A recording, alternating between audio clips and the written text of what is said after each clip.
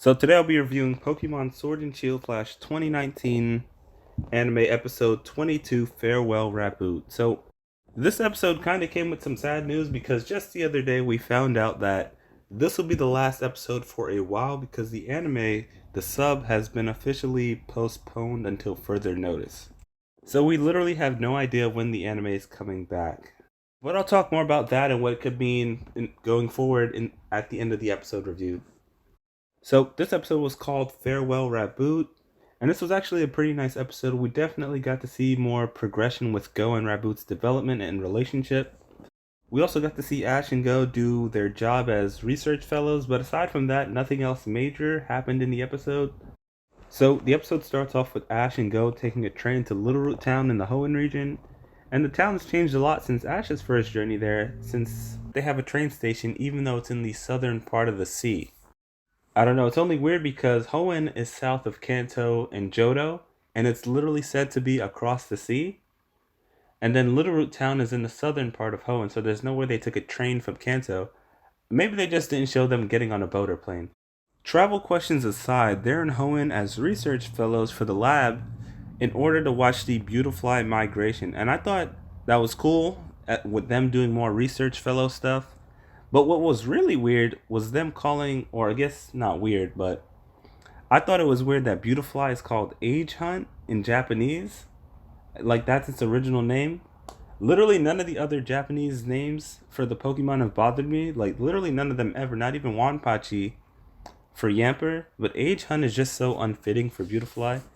That aside, let's talk more about the plot. Ash, or not Ash, Go's relationship with Raboot. Early on in the episode, we saw that it was being disobedient and didn't even want to help him catch Wurmple, just because it was so disinterested, but it does help Ash out when he was almost robbed by Pokemon once again by some random Zigzagoon. So later on, Ash and Go decide to go and search for Silcoon since they evolve into Beautifly, and it would be the fastest way to see the Beautifly migration. And later that night, Raboot sneaks out while Go is asleep and doesn't know, and doesn't find out until it comes back the next day. And then the next day, Ash and Go discover Silcoon while walking and decide that they'll just come back and watch them later while they're migrating. And on their way back to the Pokemon Center, Ash and Pikachu are just doing them, and Ash is talking about what it would be like if Silcoon evolves and how it looks. And Go is just there admiring how close Ash and Pikachu are. And then there's Raboot who asks for apples, and Go buys it for him, but then doesn't share any with Raboot who bought them. There are two possible sides you can take here. One, you can be like Go. Imagine buying somebody something and then they don't give you any of it. Or you could be like Ash who can relate and says, I wouldn't want to share any of my croquette sandwiches either. That aside, this leads to Go calling out Raboot for acting different since it evolved. And Go also says that Raboot won't give him high fives or even look him in the eye. And Raboot gives Go this look like, are you serious right now? Are you really just gonna be yelling like this right now? He has that really disappointed like, are you serious right now look on. And the market lady tells Go that Raboot is just going through a rebellious phase, which has always been a thing among evolved Pokemon within the series, starter Pokemon included, no exception here. And to be honest, all the Galar middle stage evolutions look like they're going through their edgy/rebellious phase. So, in rebellious fashion, Raboot sneaks out again that night, and the next day Ash and Go watch the migration. I like when they have that moment where Ash asks Go if he wants to catch any, and then Go asks Ash if he wants to battle any, and they have that moment of silence, and they just know that they don't want to do either because they're watching such a beautiful moment, which is exactly what Ash says back at the Pokemon Center.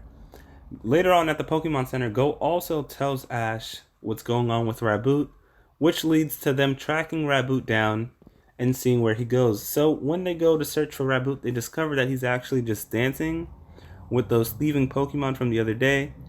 And so that leads to a dance-off with some Loudred. And to wrap this review up, Raboot basically became their new leader. I think Raboot is just a natural-born leader Pokemon, which could also be why it always strives for improvement, and it can't stand while Go is just catching Pokemon and he's not battling. Raboot also is the one who wanted to improve his fire-type moves. I think that's something we should consider going forward, Raboot's wanting to improve all the time. So they discover, that aside, they discover some Loudred, they have a dance-off, Go supports Raboot, and I really like that moment with Go supporting Raboot, because it shows that he's willing to change and try to understand Raboot. And instead of telling him something like, this isn't what you should be doing, or you should have told me, Go just joins in and supports him. And I really thought that was cool. So they have their dance off. Raboot does his champion time pose. And then the next morning they wake up and it's time to go. But Go decides that he wants to leave Raboot behind because it was just too bored with him, and it hasn't seemed too happy lately, and that he seemed more content being with his dancing buddies. I mean, I don't know what Go was thinking.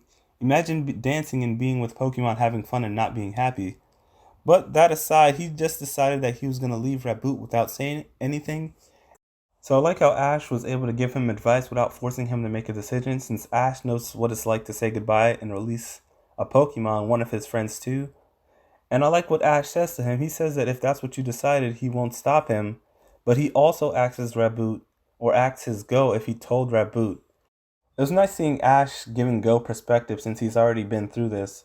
But what was really surprising was Go not saying goodbye to his partner Pokemon, who he gave up his dream of catching Mew to catch Raboot first, and then he didn't even say goodbye to it and just left. And it was all based on assumptions too. He didn't really know how Raboot felt. Raboot, literally, it was said that he was going through a phase, but Go kind of just left it behind anyway. So as he's crying out the window, thinking about how he left Raboot behind and didn't say goodbye, Raboot just walks in all chill and looks at Go weird for crying, and then smiles and gives him an apple. So then Raboot smiles, Go smiles, they hug, and then the buddies are reunited. So that was that. It was pretty predictable that Go was going to keep Raboot. I don't think anybody was really worried, despite the episode title. The episode title really didn't come in till the last minute of the episode.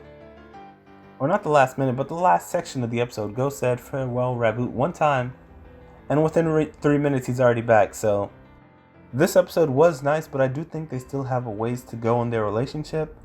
And I do think they're going to go through one more thing, or maybe they'll just end up doing something that'll lead to them just furthering their bond completely and in total. And I think that'll be them going on a journey. Because I've been meaning to upload this video, but I have a theory that Ash and Go will travel through Galar, and I believe one of them will go through the gym trials, either it be Ash or Go. But I'll talk about that in my discussion video that's coming out probably within a few days from now. Since the anime is on break indefinitely as of right now, I'll probably be doing more theory and discussion videos related to the anime and just Ash and Go and the potential for what could happen in the future. I think one of the reasons we're not getting the next episode is because they don't want to ruin the hype for upcoming episodes, like when Ash returns to Kalos, when we see Karina again, or whenever Ash meets Saba. I don't think they want to ruin the hype for those. I think once we start those episodes, they just want to go non-stop, not just have this one last episode, preview the next episode, and then end it there. But that's all I have for this review. I wanted you to like, subscribe, and share. Thanks for watching, and bye.